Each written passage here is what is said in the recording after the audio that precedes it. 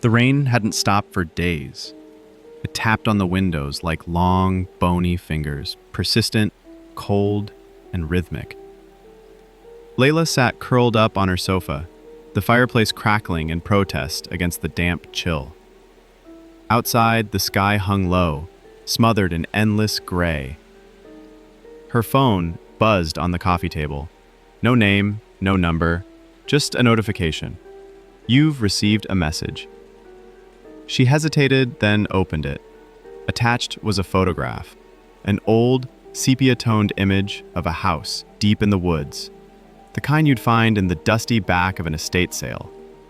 Cracked shutters, rotting steps, a tilted chimney barely hanging on.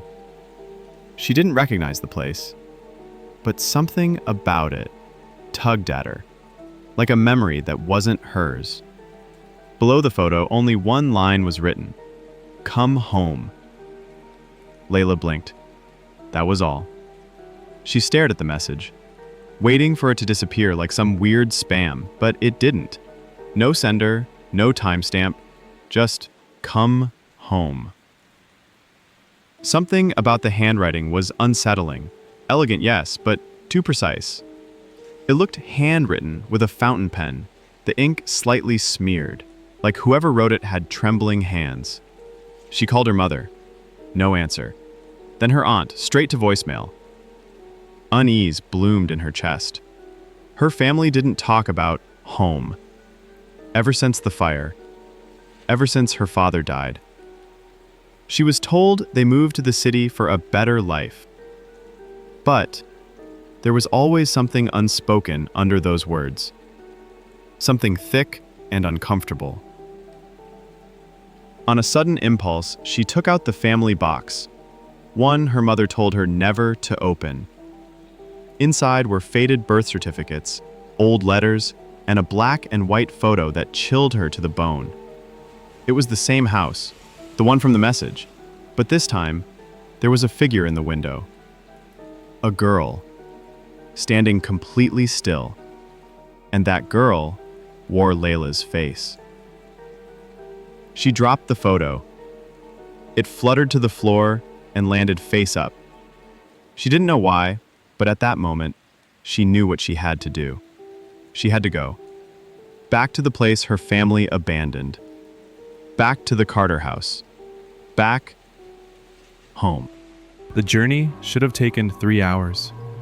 Layla had plugged the coordinates into her GPS, though there is no exact address. Just the edge of Redding Forest, an area marked in red on most maps with the word "restricted" stamped across it. No cell signal, no tourist pads, no signs, the kind of place even satellite view seemed to avoid. The road narrowed the deeper she drove, twisting through woods that pressed close on either side like a mouth closing in.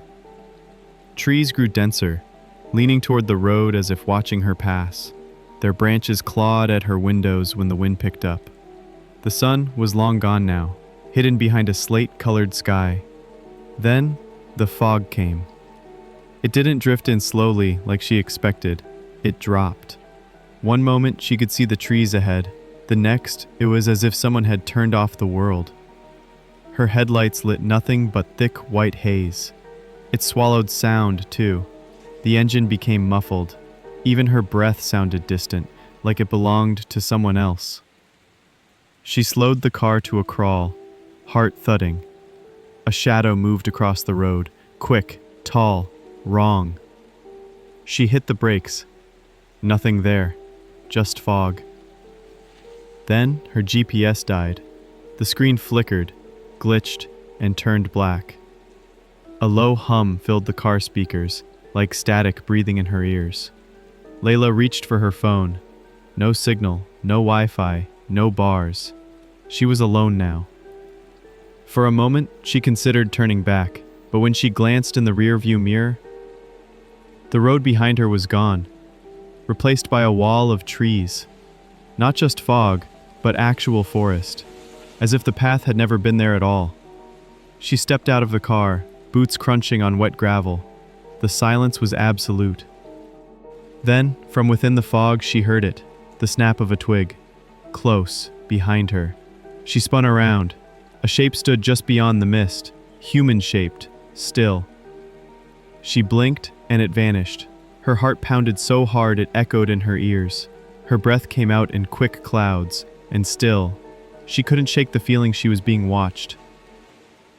Then, up ahead, the fog briefly parted, and there it was, the house, the same one from the photograph, taller than she expected, wider, darker, waiting. The Carter house, as if it knew she was coming. The Carter house loomed at the edge of the fog like a monument to forgotten nightmares. Its wood was warped and blackened with age, every beam swollen and splintered as though the house itself had been trying to scream for decades. Ivy strangled its sides, clinging like skeletal hands. The roof sagged in places, and the windows, what remained of them, were boarded or shattered. Yet the front door stood untouched, closed, intact, almost expectant. Layla stepped forward, her boots sinking slightly into the damp earth. The air here was different, thick, like walking through water. Every step felt harder than the last, as if something beneath the soil resisted her presence. She paused at the edge of the overgrown walkway, her chest tightened. This wasn't just an old house. It was awake. She felt it, not in her ears, but in her bones. A hum, low and steady, pulsing through the air. Not quite sound, not quite silence. The kind of vibration you feel in the back of your teeth when danger is near. The wind shifted, carrying with it the scent of ash and something else. Sweet, rotten, like wilted flowers left too long in a sealed room. She looked up. A single window on the second floor was uncovered. Through it, she saw a figure. Just for a second. A woman, tall, dressed in black, staring directly down at her. Layla froze. But when she blinked, the window was empty. There was no woman, no curtain. Nothing but darkness behind cracked glass. Still, she couldn't convince herself she'd imagined it. Swallowing the knot in her throat, Layla stepped closer to the porch. The wood groaned under her weight. A crow shrieked from a nearby tree, then took off into the sky. It was the only sound in the world. She reached the door. Before she could touch it, the handle turned with a slow, deliberate click. The door creaked open, on its own. The air from inside spilled out colder than the fog. She should have turned around. She should have run. But her feet moved forward one step, then another, as if guided by something far older than her fear. The house swallowed her whole, and the door shut behind her with a soft click. The moment the door clicked shut behind her, the air changed. It was colder inside than out. Not the kind of cold that prickled skin, but something deeper, like the chill of submerged stone. Ancient, heavy, dead. Layla stood motionless, just inside the threshold. Her eyes struggled to adjust to the gloom. What little light crept through the cracks in the boarded windows was gray and lifeless, casting long, twitching shadows across the walls. The interior smelled of mold and soot, as though the house had once burned and never stopped smoldering. She reached into her coat and pulled out the flashlight. Its beam sliced the darkness, flickering once before steadying. The floor was coated in dust, but there were footprints, not hers. Small, bare feet, leading deeper into the house. She followed them, heart pounding. Every floorboard groaned under her weight like a warning. The hallway stretched long and narrow, lined with faded wallpaper that curled like old skin. Cobwebs clung to the corners. Portraits hung askew on the walls, their subjects smeared with age, or something else. She paused at one. It was a girl, not older than 10, wearing a white dress. Her face was scratched out, but the background? It was this very hallway. Layla stepped back, the flashlight trembling in her grip. Somewhere upstairs, a door slammed. She jumped, whipping the light toward the staircase. Silence followed. Then, soft footsteps. Not hers. Pacing. Above her. Back and forth. She called out, her voice hoarse. "Hello?" No answer. The footsteps stopped. Then, from a nearby room, she heard it. Breathing. Not loud. Not panicked. Just calm, steady breathing. Coming from behind a closed door to her left. She pressed her ear to it. Definitely breathing. She reached for the handle, then froze. The doorknob was warm. Too warm. Every instinct screamed for her to run. Instead, she twisted it slowly. The door creaked open. The room inside was empty. Just an old sitting room. Dusty furniture covered in white sheets. A grand piano in the corner, strings long since rusted, but no one there. And yet, the breathing hadn't stopped. It was still right behind her. She turned. Nothing. Her light flickered, then cut out. Total darkness. Then a whisper, inches from her ear. "Welcome back, Layla." Layla's scream caught in her throat. She stumbled backward, fumbling with the flashlight in the dark. Her fingers trembled, palms slick with sweat, until the light sputtered back to life, dim, flickering, like it too was afraid of what waited in the shadows. The room was still empty, silent, but the whisper had been real. It knew her name. She backed out of the sitting room slowly, never turning her back on the darkness.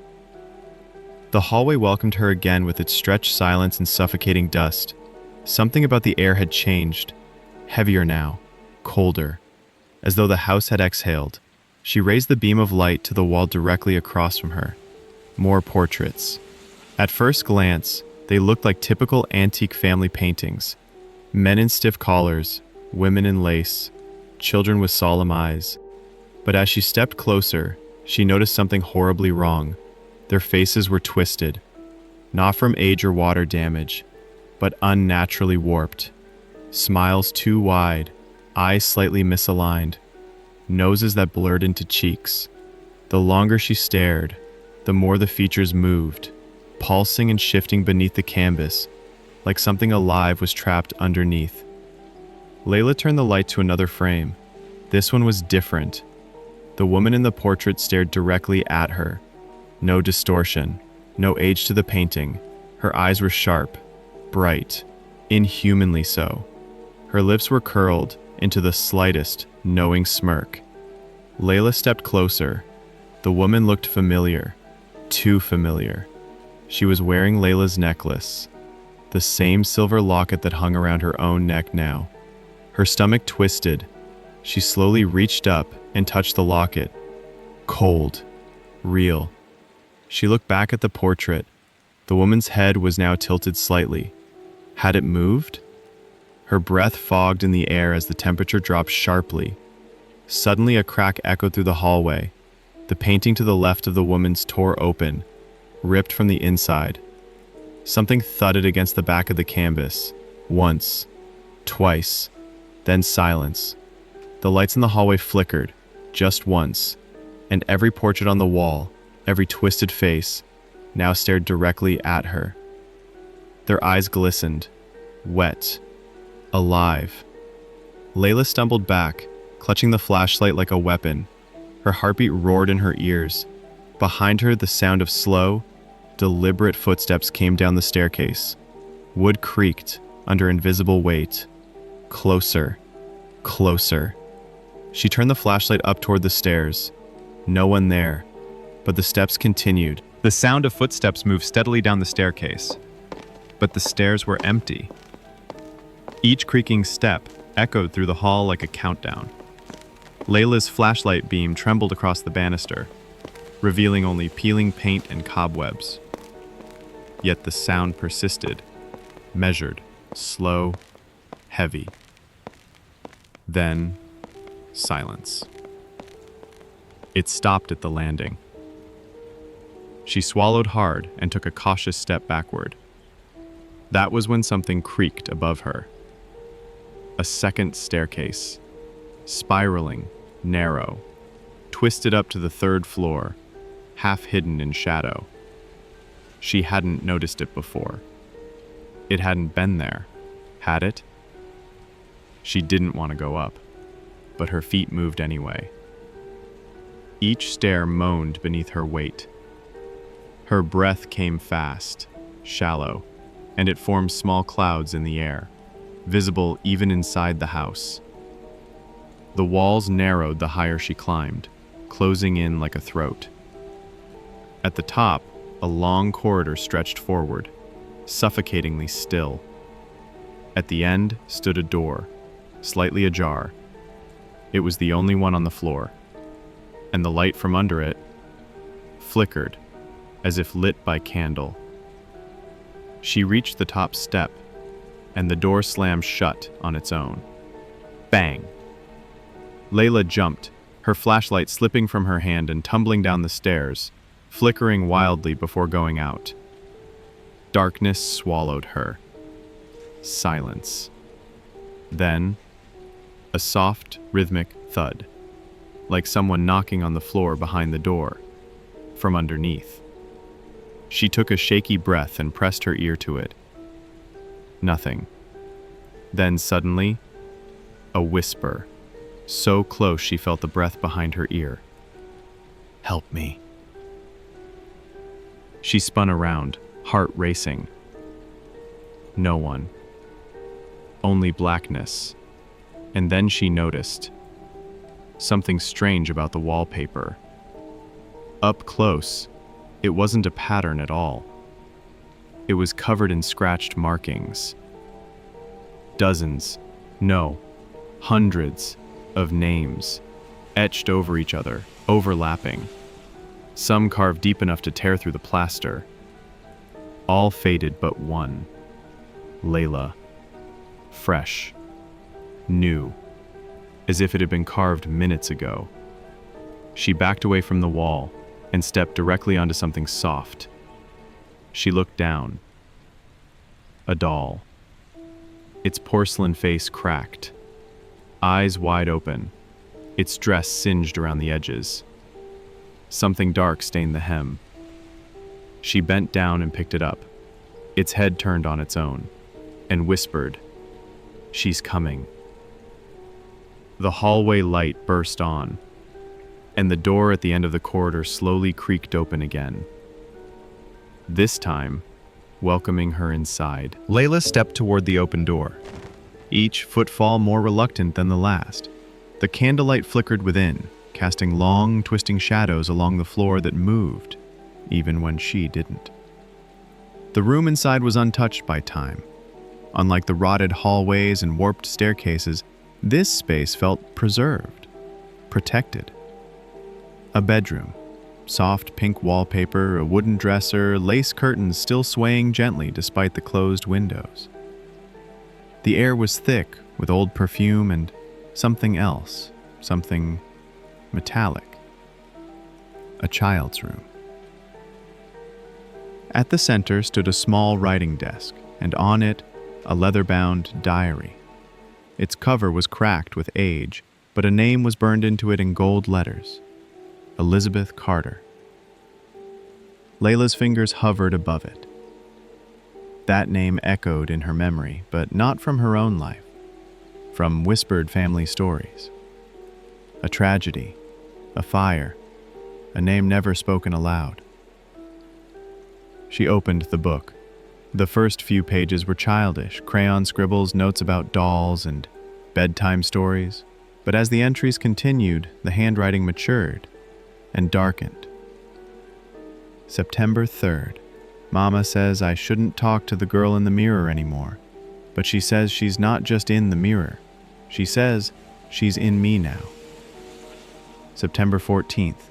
Something scratched at the window last night. I looked. There was no tree. Papa says it was wind, but it said my name. October 1st. The house is hungry. It doesn't eat food. It eats memories. Mama forgot my birthday. Papa forgot my name. October 13th. I dreamed of fire, but the house was smiling. It liked it. Layla turned the page only to find the rest of the diary torn out, violently, as if someone desperately wanted to erase what came next. Beneath the ripped paper, something had been scrawled directly into the wood of the desk. She never left. Suddenly, the wardrobe door in the corner creaked open, just a crack. Layla turned slowly. Inside, it was pitch black. Then something moved within it. She stood frozen. A whisper drifted out, almost too quiet to hear. "Finish the diary." The door swung wide. Empty. Layla stepped back, heart hammering, clutching the diary against her chest. But as she turned to leave, she caught her reflection in the room's dusty mirror. Only, it wasn't her reflection. It was the girl from the painting, Elizabeth, standing in Layla's place. And she was smiling. Layla couldn't move. The girl in the mirror stared back, wearing her face, her clothes, her expression. But it wasn't her. The eyes were wrong. Too wide, too dark, too knowing. And the smile, that smile didn't belong to anything human. As Layla stepped closer, the reflection didn't mimic her. It tilted its head to the left when she moved right. It blinked at the wrong times. It breathed when she didn't. And then, slowly, deliberately, the mirrored Layla lifted her hand. But Layla hadn't moved. The hand pressed against the inside of the glass. Long, pale fingers.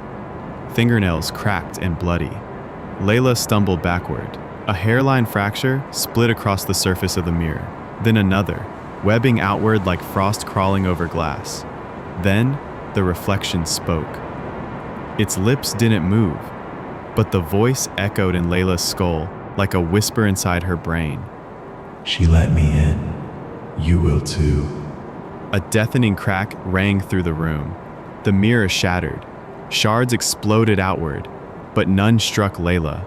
Instead, the glass floated mid-air, suspended unnaturally, turning slowly like planets in orbit. And in each jagged fragment, Layla saw different versions of herself. Some younger, some older, and some screaming, burned, bloodied, or eyeless. The fragments snapped back into place, reforming the mirror perfectly. Her reflection was normal again, just Layla. Except, her necklace was gone. She touched her throat. Nothing. In the mirror, she still wore it. Panic surged through her. She turned toward the desk to find the diary, but it was gone too. In its place was a child's drawing, crude, black crayon on yellowed paper. It showed a girl with no face, standing in front of the Carter house.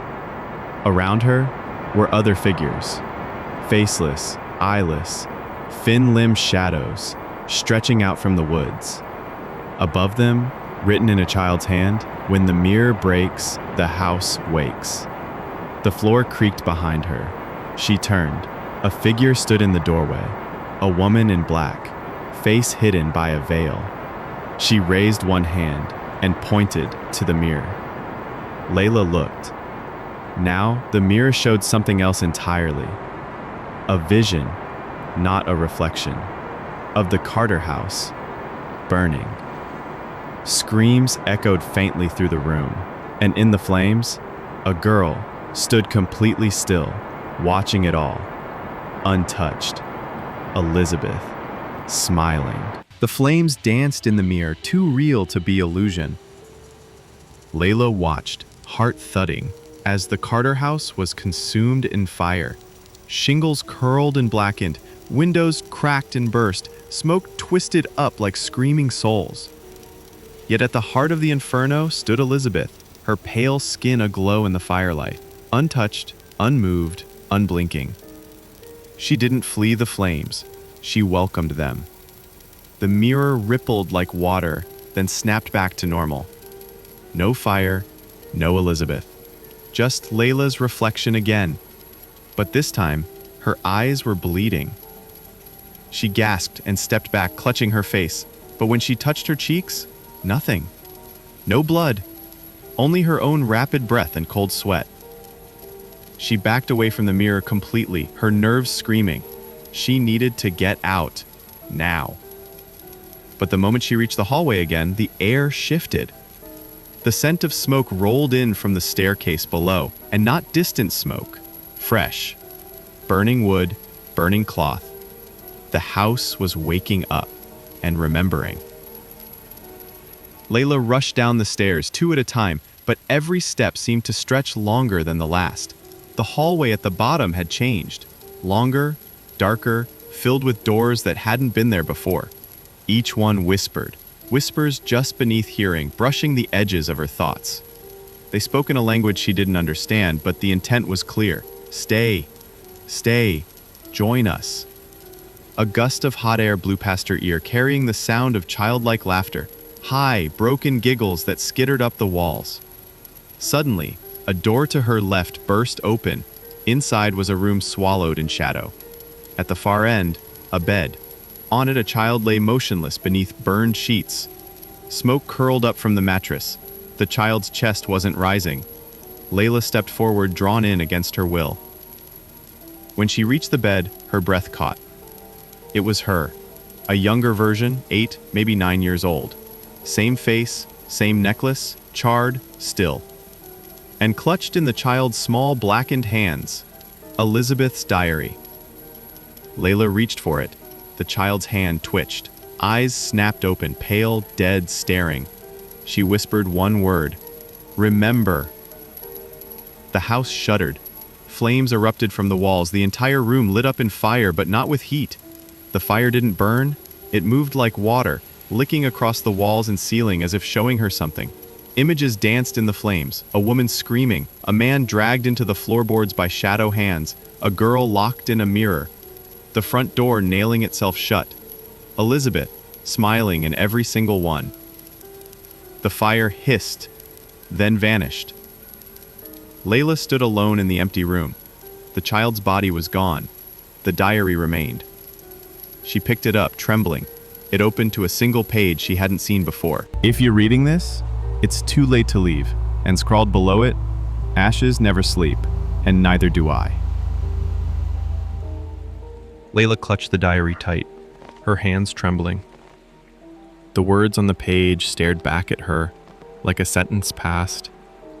Ashes never sleep, and neither do I. E.C. The air thickened, heavy with smoke and memories. She stumbled into the hall, the sound of whispering growing louder, closer, but it wasn't coming from the rooms anymore. It was coming from the walls themselves.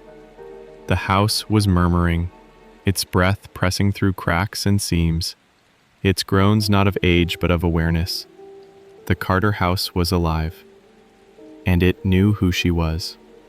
She passed the twisted hallway portraits again, but now, each figure had turned to look directly at her, their faces clearer than before, eyes wide, mouths slightly open in silent warnings, or screams frozen in time.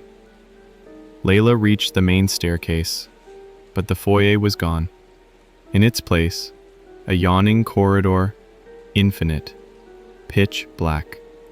The house was changing, rearranging itself. It didn't want her to leave.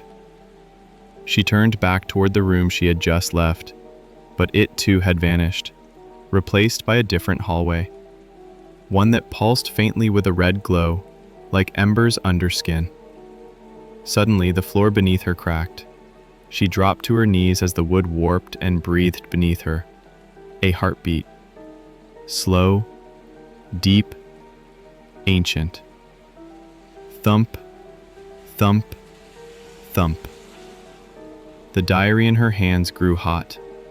She opened it again, and a new message had appeared, written in red, still wet. Find the heart, or become one of us. She didn't write that. Someone, or something, still was. Layla looked around, her pulse racing. The whispers stopped. Silence. Then, a low hum began, vibrating through the floorboards, through her knees, through her teeth. She stood slowly and turned to the nearest door. It opened before she could touch it. Inside, a nursery, rocking horse, broken mobile, crib still intact. But painted on the walls, over and over in looping, childlike handwriting, were 3 words. She never left. She never left. She never left. On the mobile, instead of hanging toys, there were fingernails. Tiny, human. Layla backed out, bile rising in her throat. Then a loud knock. Not on the door, from inside the walls. Another, and another, now surrounding her. The knock turned into fists, into pounding. The house was remembering her, or someone she used to be. A voice whispered right behind her. You were Elizabeth once. The whisper echoed in her bones. You were Elizabeth once. Layla spun around, but no one was there, only darkness, only the house. Her mind reeled. Elizabeth? That wasn't her. She wasn't some ghost from the past. She had a life, a mother, a home. But what was her mother's name? She blinked. She couldn't remember. What did her bedroom look like? Where had she been before the invitation to the Carter house arrived? Her breath caught in her throat. Details slipped through her grasp like mist. The harder she tried to remember, the more the memories bled away, until her mind echoed with silence. Just one name pulsed at the center of her thoughts. Elizabeth. The diary in her hand burned hot. She opened it again. New words had appeared, scorched into the page. To forget yourself is to become her. Suddenly, a child's laugh rang through the hallway, high and broken. It came from behind a nearby door. Not laughter for joy, but for triumph. Layla felt her hand reaching for the doorknob before she realized what she was doing. Inside was a dimly lit bedroom, not the one from before. This one was older, stripped bare, dust-coated toys, wallpaper peeling like dead skin, and in the center of the room, a vanity mirror, cracked and grimed over. On the mirror, written in something dark, thick, was her name, not Layla, Elizabeth. Over and over, Elizabeth, Elizabeth, Elizabeth. Scrawled like a child had written it in a frenzy. Some of the letters dripped. Layla shook her head. This isn't me, she whispered aloud, voice shaking. This isn't me. But the mirror pulsed, then showed an image of her as a child. Same eyes, same hair. Standing outside the Carter house, holding her mother's hand. Only her mother's face was gone, blurred, empty. The reflection flickered. Then Layla saw herself again, older now, but not as she stood. In the reflection, she wore a scorched nightgown, her skin blistered, her lips sewn shut. And behind her stood the veiled woman, hand on her shoulder, stroking her hair.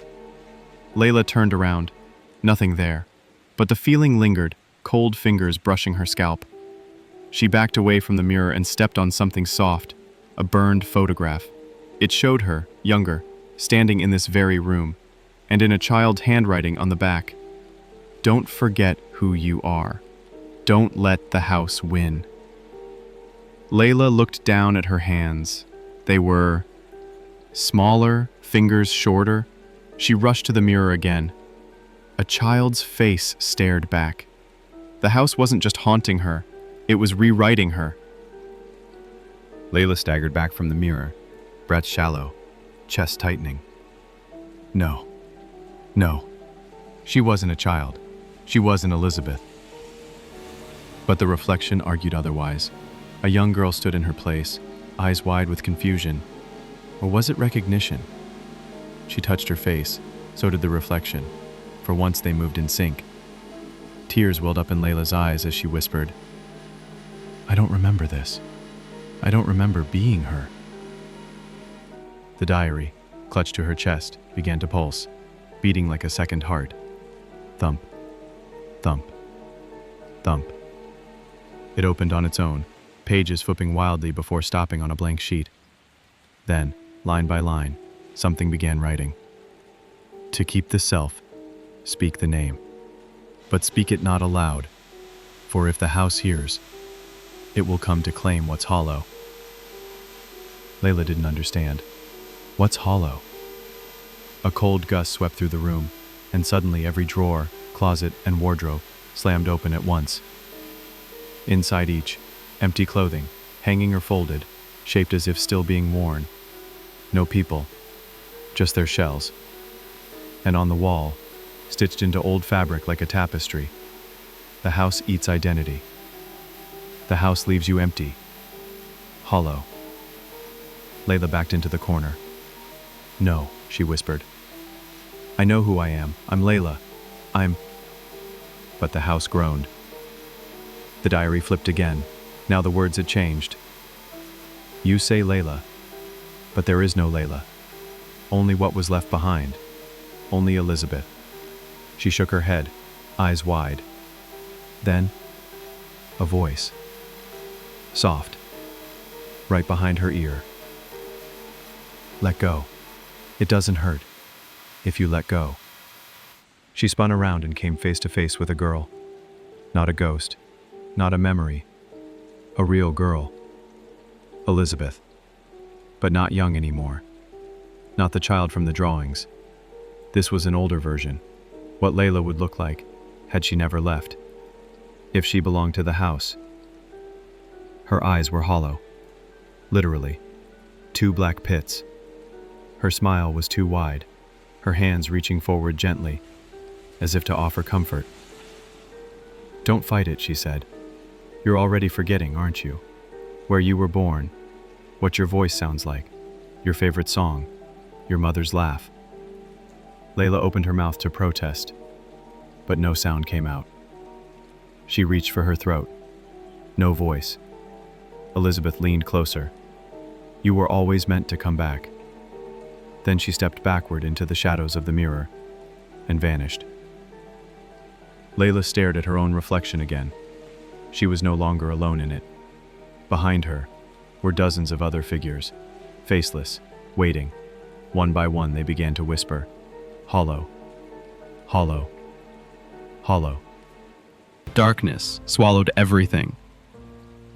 Layla stood frozen, unable to see even the outline of her hands.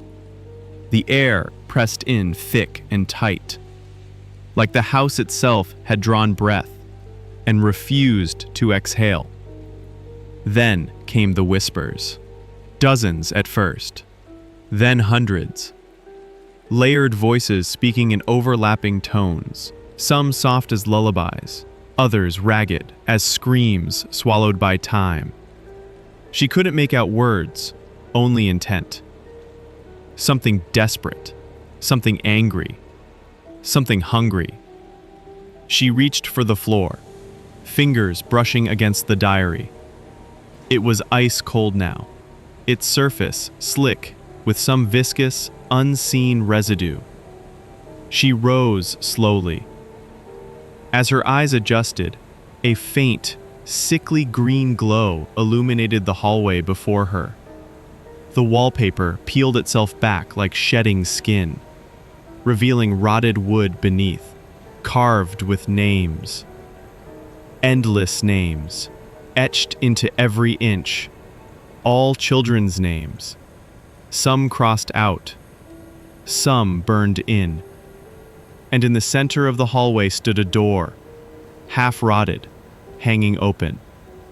From inside came the source of the whispers, a room filled with voices that had nowhere left to go. Layla stepped inside.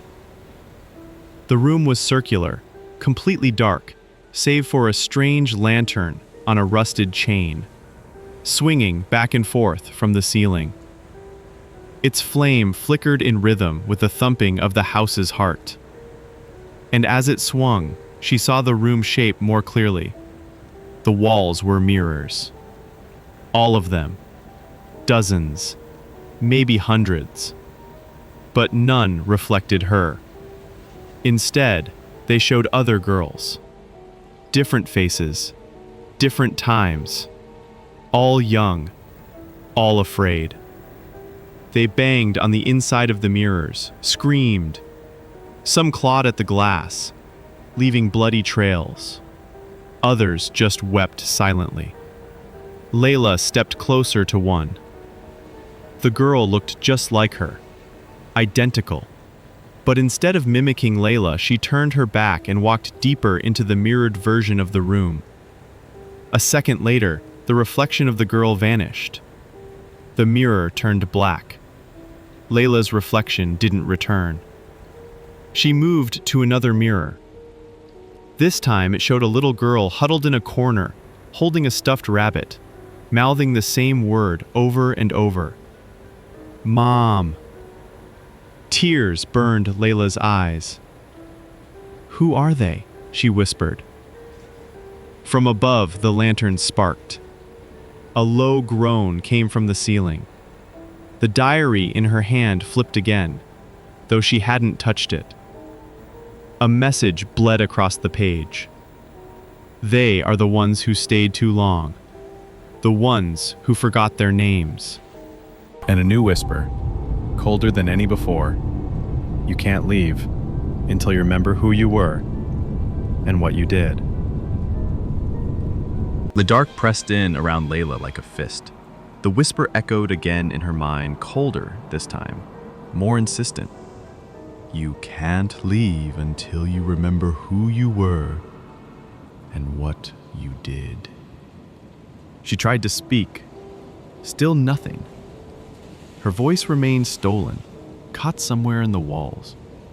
She pressed her hand to her chest, feeling the thudding of two hearts, her own, frantic and terrified, and the house's, slow and relentless, pulsing beneath her feet. A sudden warmth spread through her palm. The diary, it was glowing.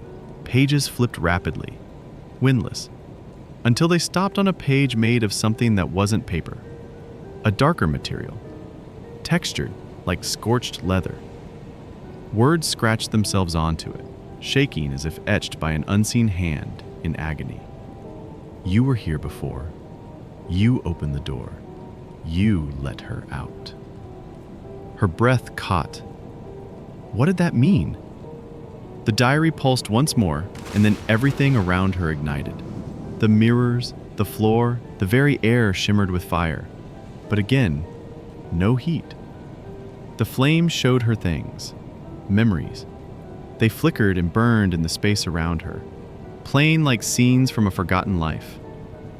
A little girl, her, creeping through the Carter house late at night, holding a candle. A whisper, calling her from behind a locked door. A woman's voice, soft and pleading. Please, just open it. I'm trapped. I won't hurt you. The child hesitates, then turns the key. The door creaks open, and something dark pours out. Not smoke, not shadow. Something older, something alive. And behind the girl, the fire begins. Another scene. A woman screaming her name, Elizabeth! The house in flames. The front door slamming shut by itself. Children pounding on windows, unable to escape. And finally, a girl standing alone, untouched by the fire, smiling. Layla staggered backward, horror washing over her. No, she mouthed. No, that's not me. The diary hissed, burning a new message. You were the beginning, now you must be the end. The flames died. She stood once again in the darkened room of mirrors.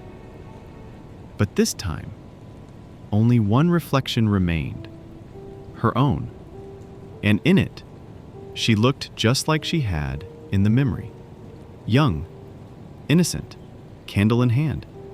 But her eyes glowed amber. Her smile was cold. Layla stepped back, refusing to believe. And then the reflection moved on its own, not mimicking her, but grinning wider. It pressed its hand to the glass. Layla didn't move.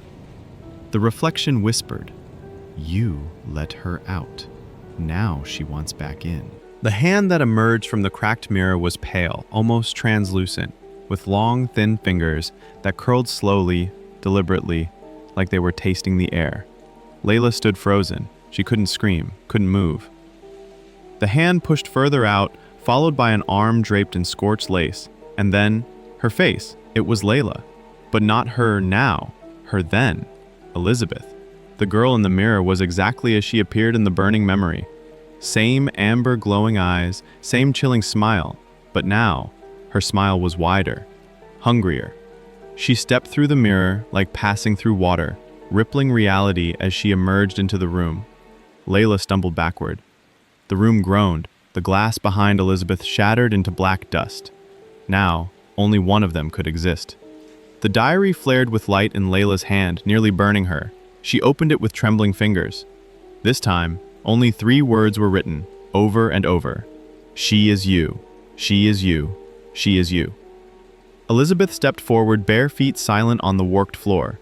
You left me, she whispered, her voice like smoke.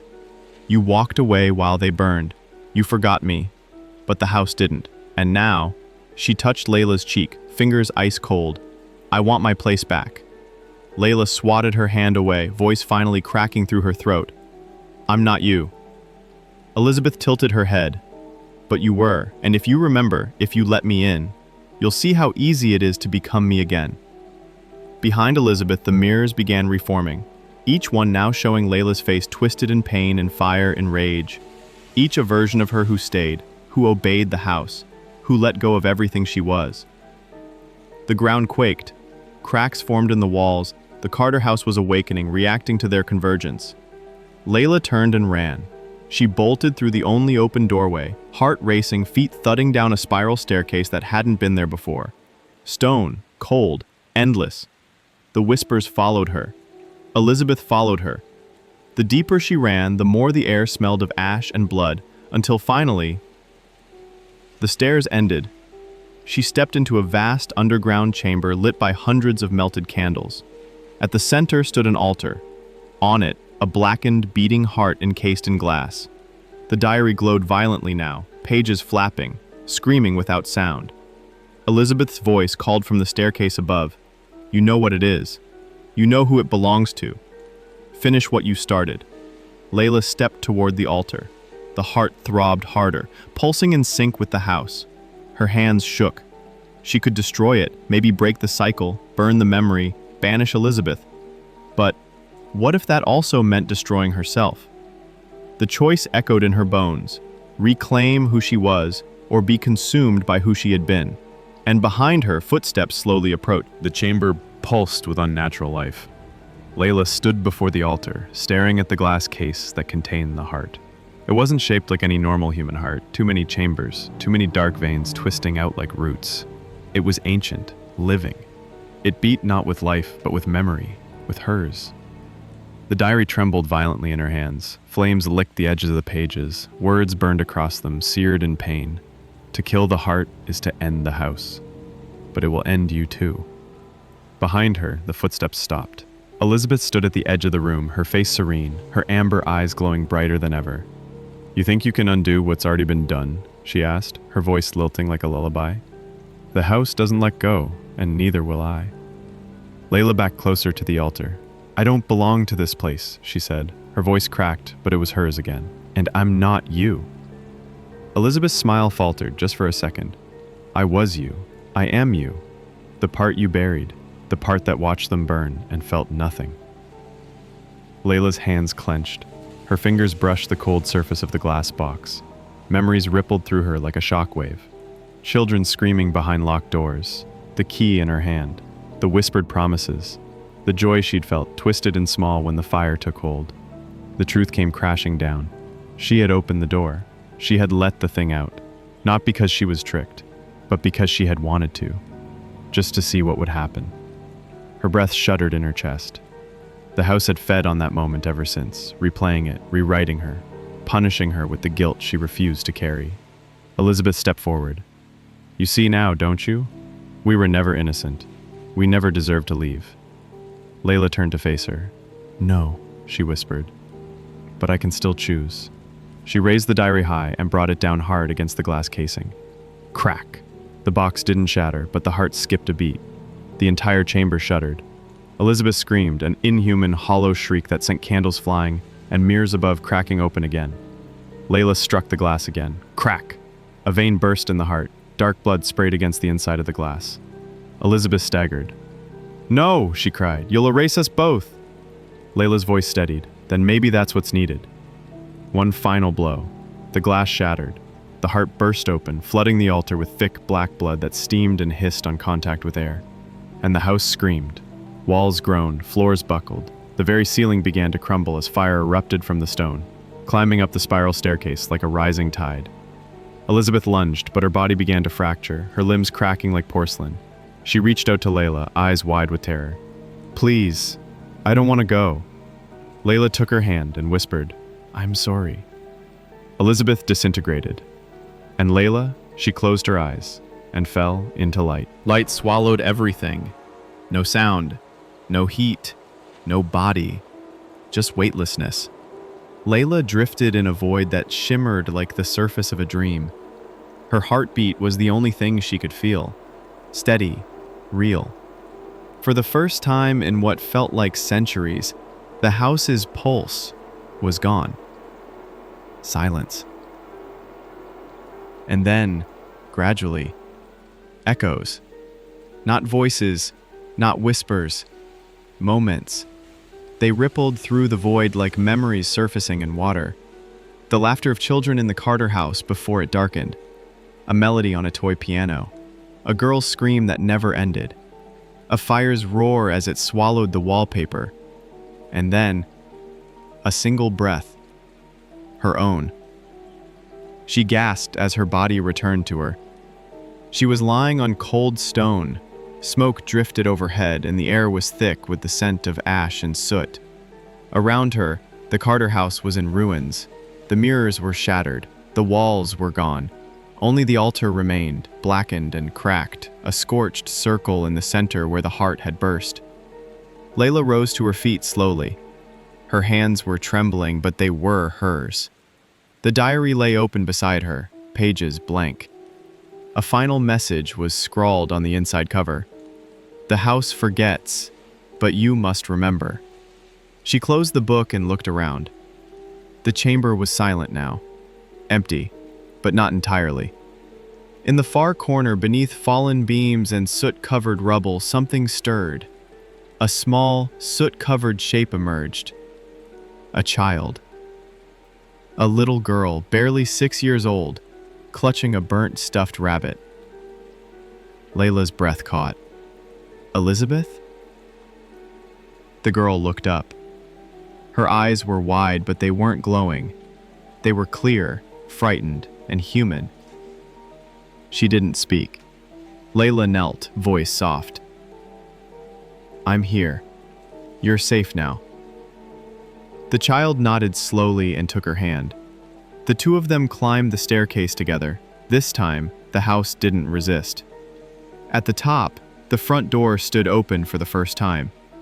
Daylight poured through. Cool wind. Trees swaying. The scent of earth instead of smoke. Layla and the girl stepped out onto the porch of what remained of the Carter house. Behind them, the roof caved in. The house exhaled a final sigh and collapsed. Ash rained gently around them, but the sky was blue. Elizabeth turned to her, voice small. "Where do we go now?"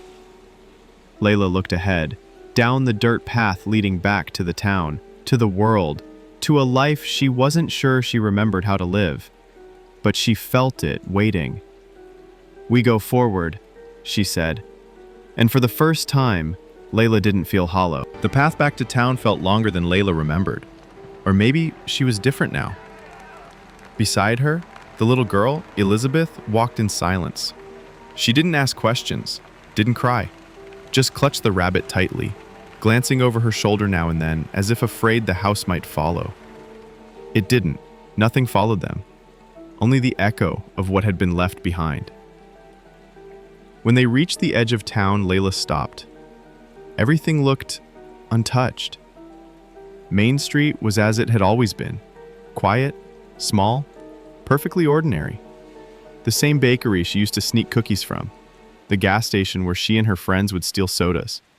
The cracked statue in the park, still missing half its nose. But no one stared, no one gasped or ran, or even recognized her. They passed two neighbors, Mrs. Carter and old Mr. Mallory, who offered polite nods, but no spark of memory. No alarm, no fear. As if they had never heard of the fire, never remembered the children who had vanished, never even knew there was a Carter house. Elizabeth tugged gently at Layla's sleeve. "They don't know," she said. Layla's heart sank. "No," she murmured, "they don't." It was as if the house had burned more than just its walls. It had burned its story from the world. A clean slate, erased from memory. But not from Layla. Never from her. They walked to the library where Layla once spent entire summers. She searched the local archives, scoured old newspapers, town records, real estate files. Nothing. No mention of the Carter house. No record of the fire. Not even a photo. Just a blank spot on the map where a street used to be. As if it had never existed. Elizabeth stood behind her, silent, watching. Then she whispered, "Does that mean it's over?" Layla looked down at the diary in her hands. Still blank, still warm. "No," she said softly. "It means it's our responsibility now." They left the library and walked toward the town square. Layla stared at the faces of people who passed them, smiling, chatting, living their lives under a sunny sky, with no idea of what had almost consumed them. And that was the truth of the Carter house. It didn't just trap people. It erased everyone else who let them go. But Layla hadn't let go. She remembered. And that meant she could protect others. If the house ever returned, if its whisper crawled back into the world, someone had to be ready. Someone who had survived it. Someone who had burned but did not vanish. Layla took Elizabeth's hand. Together, they walked into a world that had forgotten, but they would never let it happen again. The days passed quietly at first. Layla and Elizabeth stayed in a small rental home at the edge of town. No one asked questions. The landlord didn't wonder where they'd come from. Even when Layla signed her name on the lease, there wasn't a flicker of recognition. The town had forgotten her, but the diary hadn't. Every morning, Layla would wake to find a new sentence scrawled across the once blank pages. Not in her handwriting, not in Elizabeth's. But the house was gone, wasn't it? Today's message chilled her. The door is never locked, only closed. For now. She snapped the book shut. Elizabeth sat by the window, drawing with crayons they'd picked up from the dollar store. She always drew the same thing. A black house with too many windows. Some days, the house looked buried in trees. Other days, it floated on a lake. Once it was upside down, roots reaching for the sky. But always, it had a door. And always, the door was open. "Why do you draw it?" Layla asked one evening as they ate soup in silence. Elizabeth shrugged. "It helps me remember." "Do you want to remember?" The girl looked down at her bowl. "I don't want to forget again." Layla understood. Too well. She thought of all the townsfolk walking around them, oblivious to the horror that had lived only miles away. How easy it was for them to forget. How comforting. But forgetting was dangerous. The house fed on that kind of comfort, that kind of blindness. So Layla made a decision. She returned to the library the next day and asked for blank journals. When the librarian handed her a stack, she smiled. "You writing a book?" Layla hesitated. "Yes, a true story." That night, she began writing. Not in the diary, but in her own words, her own voice. She wrote about the Carter house, about the children, the fire, the reflections, the door, and about herself, who she used to be, who she had become. Elizabeth would sit beside her, quietly, sometimes correcting a detail, sometimes offering a drawing. Together, they created a record, a warning. By the end of the week, the first volume was complete. Layla titled it, "The House That Never Dies." She placed it on the shelf in the local bookstore, tucked between fiction and forgotten legends. She didn't know if anyone would read it, but it was there, and that was enough, for now. But one night, as she tucked Elizabeth into bed, the girl whispered, "Do you hear it?" Layla's chest tightened. Hear what? Elizabeth pointed toward the open window. The wind stirred the curtains, and on it, Layla heard it too. A faint sound, barely audible, but unmistakable. A knock. The knock came again. 3 slow, deliberate taps. Soft, but impossibly distinct. Layla froze beside Elizabeth's bed. The girl clutched her blanket tighter, wide eyes fixed on the fluttering curtain. Neither of them moved. The sound didn't repeat. At first. Then, tap, tap, tap. Layla crossed the room slowly. Her limbs felt stiff, like her bones remembered something her mind didn't want to admit. She reached for the curtain, pulled it aside. Nothing, only the night. But just beyond the window, beneath the swaying trees, something shimmered, a shape that didn't quite belong, too still, too sharp, like a cutout from a darker world pasted onto this one. Layla blinked. It was gone. She shut the window quickly, bolted it, and drew the curtains tight. Elizabeth's voice trembled. "It found us again, didn't it?" Layla didn't answer. Not yet. She sat on the edge of the bed and ran her hand through the girl's hair. "Not the house," Elizabeth whispered, eyes drifting shut. "Something smaller. A part that broke off." Layla looked down at her. "You saw it?" "I felt it." Elizabeth's voice slipped into sleep, but her final words clung to the room. "It's looking for a new door." Layla didn't sleep that night. She sat at the kitchen table, diary in front of her, pen in hand. The blank page stared back, waiting. Then, slowly, words bled across it, like ink rising to the surface of water.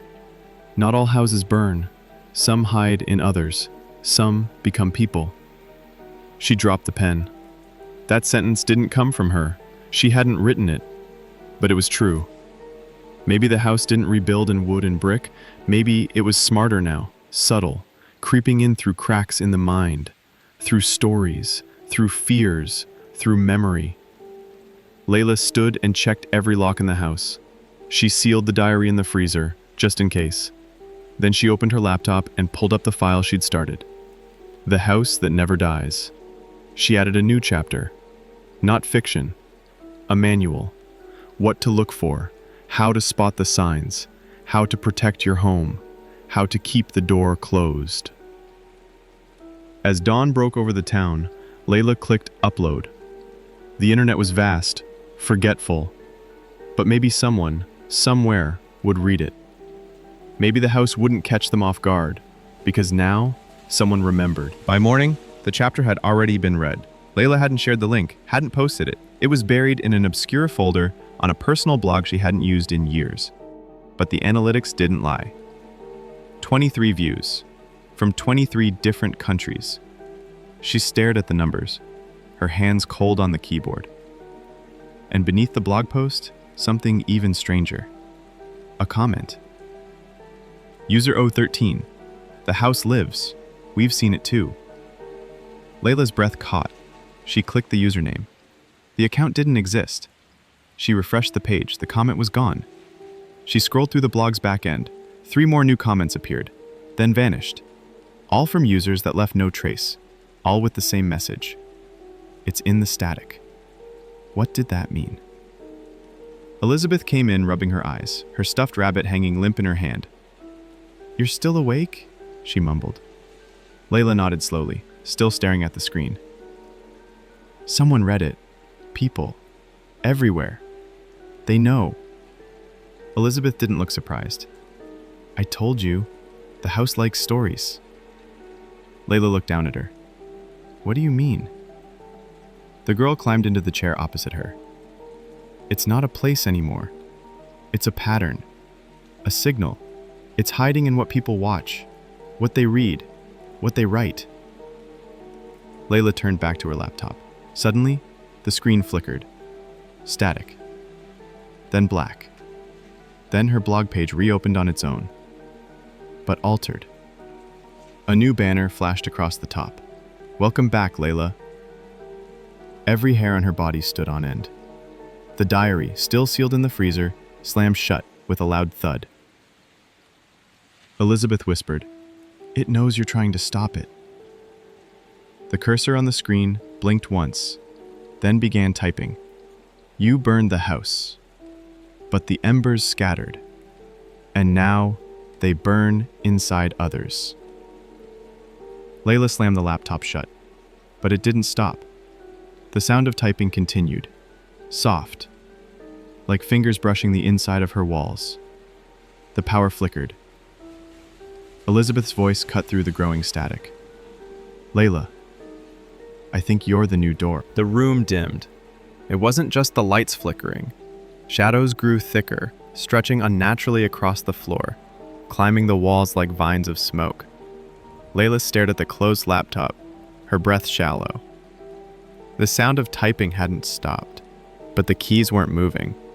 The sound was coming from somewhere else. Elizabeth stood still, rabbit clutched to her chest, gaze fixed on the corner of the ceiling where the darkness had begun to pool. Layla moved between her and the shadow. Instinctively, the typing slowed and stopped. Silence.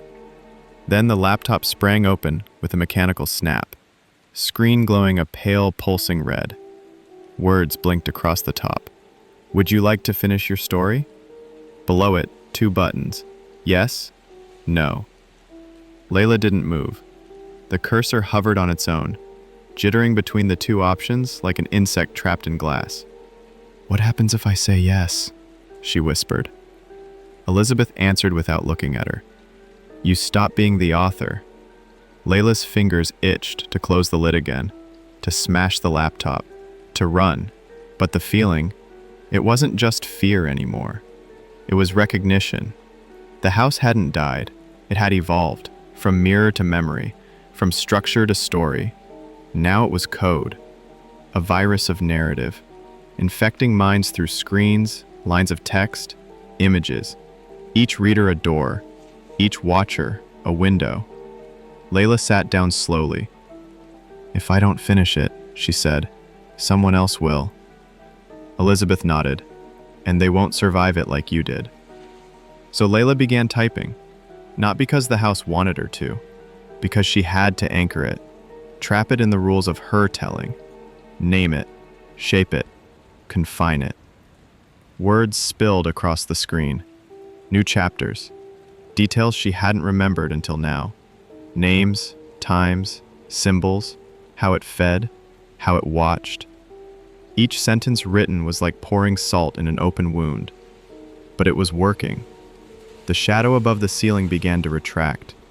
Then something changed. Her words began rewriting themselves. The font twisted. Paragraphs distorted. A line blinked at the bottom of the page. We write together now. The room grew colder, the air more electric. Elizabeth screamed. Layla turned and saw the shadows pouring from the cracks in the window, from the vents, from the screen itself, all of it converging behind Elizabeth. The girl's eyes turned glassy. Her mouth opened, and she whispered in a voice not hers, You invited it, Layla. Now finish the story, or I will. Elizabeth stood still. Too still. Her tiny frame casting a shadow far too large for the room. Her eyes had gone completely dark, like polished obsidian. The air buzzed, not with sound, but with a frequency Layla could feel behind her eyes. like a scream trying to claw its way out of her skull. The laptop continued typing on its own. Once upon a time, a girl thought she could end the story. Layla lunged for Elizabeth. The moment her fingers touched the girl's shoulders, the shadows recoiled, hissing like steam, and Elizabeth collapsed into her arms, limp, breathing, herself again, but barely. Then came the smell. Burning ink. The diary. Layla ran to the freezer and threw it open. The diary lay in the frost-covered drawer, shuddering like something alive. Its cover pulsed faintly. Black tendrils of ink slithered from the binding. They moved up her arm as she reached for it, wrapping her wrist, branding her skin with symbols she didn't understand, but instantly feared. And from the binding came a voice, not spoken aloud, spoken into her thoughts. You cannot trap what lives in story. I am the telling, and I am not finished. Layla grabbed the book and held it close. No, she said aloud, her voice shaking. But I am. And she did what she'd been too afraid to do before. She opened the diary to its last blank page, grabbed a black Sharpie, and wrote one final sentence, in her own hand, her own words. This story ends here. The moment the ink touched the paper, the room exploded in light. Not fire, not heat, just a pure, searing white that erased every edge, every shape, every word, until only silence remained. When it faded, Layla was on the floor. The diary lay beside her, still open. The page was blank again. Elizabeth stirred across the room. She sat up, blinking. The black fog in her eyes was gone. Her skin no longer cold. Layla crawled to her and wrapped her arms around her. It's okay, she whispered. You're okay. They sat like that for a long time, until the light of morning touched the windows. The laptop was gone. No shadows in the corners, just silence.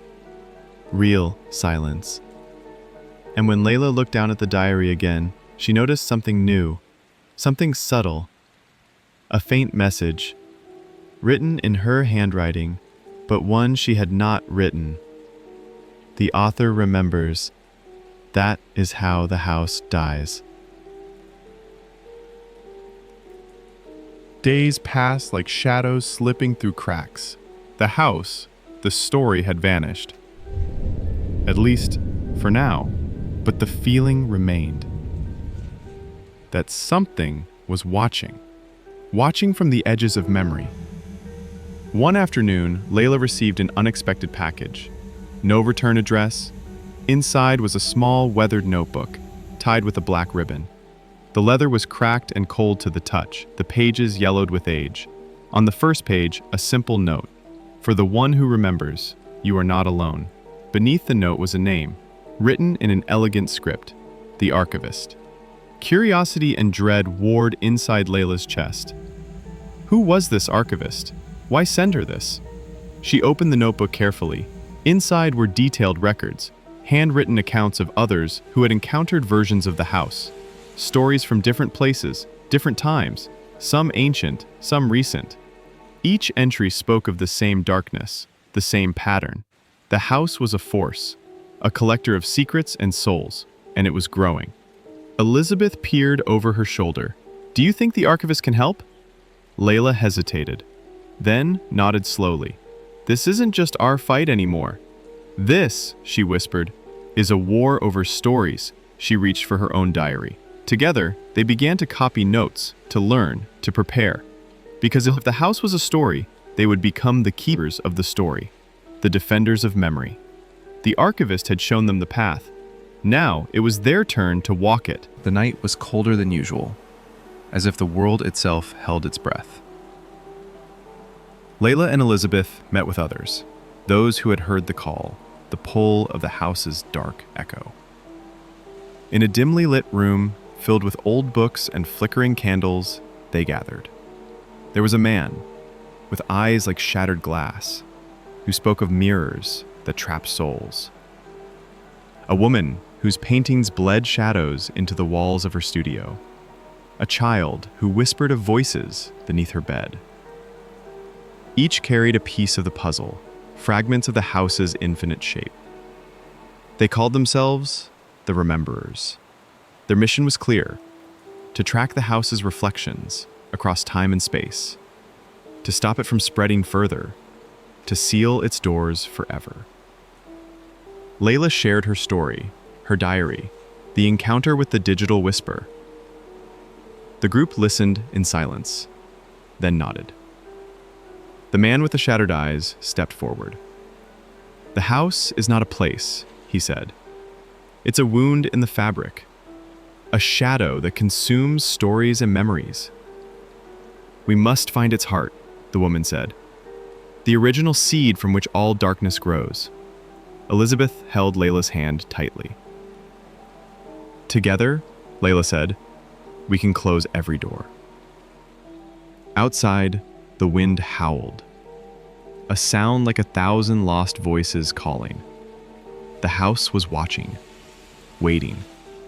But now, so were they. The journey began at dawn, guided by ancient maps and cryptic notes from the archivist's notebook. Layla and the Rememberers traveled deep into the forgotten woods beyond the town, where the land itself seemed to tremble underfoot. They arrived at the ruins of what was once the Carter house. The air was thick with decay and something else, a pulse, slow and rhythmic, like a heartbeat beneath the earth. The group circled the site, sensing the weight of countless stories trapped in broken beams and scattered ashes. Layla stepped forward, clutching her diary tightly. "There," she said, pointing to a patch of scorched earth beneath an ancient oak. The ground seemed to shift, a subtle hollow just beneath the surface. With shovels and bare hands, they unearthed a small blackened box, sealed tight with rusted iron. Inside was a faded photograph of a family. The father's eyes were hollow, the mother's smile too wide, the children's faces blurred into shadows. Beneath the photo, a note: "Remember me, and the door will close. Forget, and the darkness grows." Layla's heart pounded. This was the seed, the root of the house's curse, the place where the story began, and where it could end. The group gathered around the blackened box as twilight fell. The fading light cast long shadows that twisted and writhed like living things.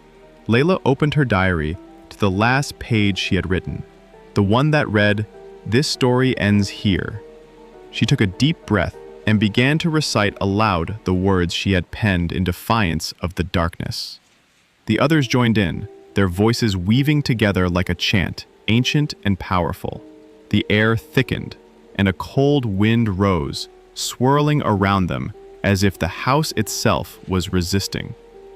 The photograph inside the box trembled, then began to burn, but no smoke rose. Instead, the flames turned to light, pure and bright. The hollow eyes in the photograph seemed to close. The shadows dissolved. A profound silence fell. Layla closed the box and sealed it with a binding spell found in the archivist's notes. A ritual to lock away the darkness in story and memory. The earth beneath them shuddered once, then stilled. The weight that had pressed on their chests lifted. Elizabeth looked up at Layla with tired eyes. "Is it over?" Layla nodded slowly. "For now. But the story," she added, "will always be there, waiting." Weeks later, back in the quiet town, life seemed to return to normal. But Layla knew better. The house's story was not finished. Late at night, faint whispers drifted through the walls, fragments of voices from the past. Elizabeth would wake suddenly, eyes wide, murmuring names she'd never heard before. Layla found herself drawn to the diary again, its pages now filled with new words, words she hadn't written, like the house itself was trying to communicate. One evening, as the sun dipped below the horizon, Layla heard a soft tapping at the window. Heart pounding, she pulled aside the curtain. Nothing but darkness. But then, a single word appeared, scrawled on the glass in condensation. Remember. Layla shivered. The past was still alive, and the house was still watching. The nights grew colder, the silence heavier. Layla could feel it, an unseen presence lingering in every corner of her home. One night, the diary fell open by itself, its pages fluttering to a passage she hadn't seen before. When the story is nearly told, the last whisper holds the key. Elizabeth sat beside her, clutching the diary tightly. Suddenly, the room darkened, shadows stretching like fingers toward them. A faint voice echoed, barely audible. Find the voice. Speak the truth. Layla understood. The house wanted a confession, a final word to end the cycle. With trembling hands, she spoke aloud the truth she'd hidden all along.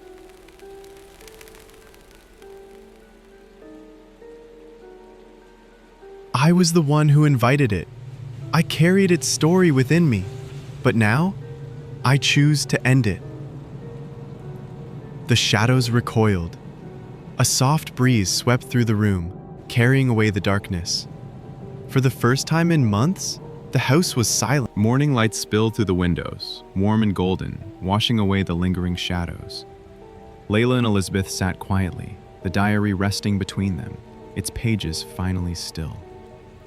The air felt lighter, as if a heavy weight had been lifted from their souls. Outside, birds sang and the world seemed to breathe anew. But Layla knew the truth. The story might have ended here, but stories never truly disappear. They live on, in memories, in whispers, in the quiet spaces between moments. She closed the diary gently. This is our story now, she said softly. One we choose to remember, and one we choose to let go. Elizabeth smiled, the first real smile in a long time. As the sun rose higher, Layla felt hope stirring, a new dawn, free from darkness but forever marked by it. The house was gone, but its story was finally at peace.